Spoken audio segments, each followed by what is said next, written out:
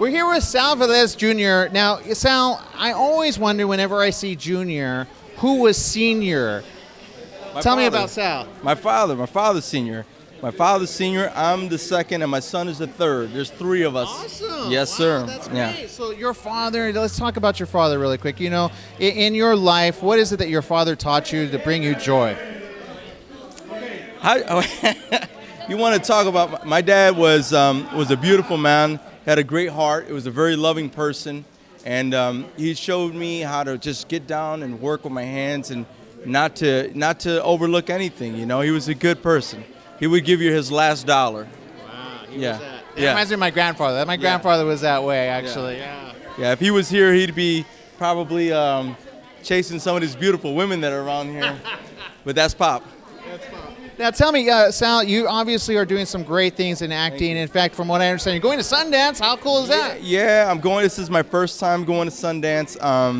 A series that I actually talked about and I shot over summer. It's called Hentified. It's all about Boyle Heights. We end up winning, getting nominated for Best Series, and so January I'll be in Utah, you know, up there really cold, and seeing where we go with it. That's great. Well, fantastic. Congratulations. Now, Thank you. When it comes to Joy, Alegría magazine, obviously being that, you know, there's 2016 brought a lot of stuff to people. How did 2016 treat you, and what are you looking forward to in 2017? You know, honestly, I'm not a greedy person. I work a lot. I pretty much did about 4 or 5 different TV shows this year alone. Wow. And I'm alive on every single one of them, so that keeps going. Yeah. And then, you know, so 2017, I think that my biggest wish list would be to tell a story that really affects a lot of people, you know, in a positive way. Not to try and, I don't want to sound cheesy, but, you know, if I'm going to be doing this, I might as well do this for a reason, you know, and you know, I'll do what I can, you know, I do what I have to, but for the most part, I love when people come up to me and say, that made a difference for me. Who was the last person that said that to you? That was a couple days ago.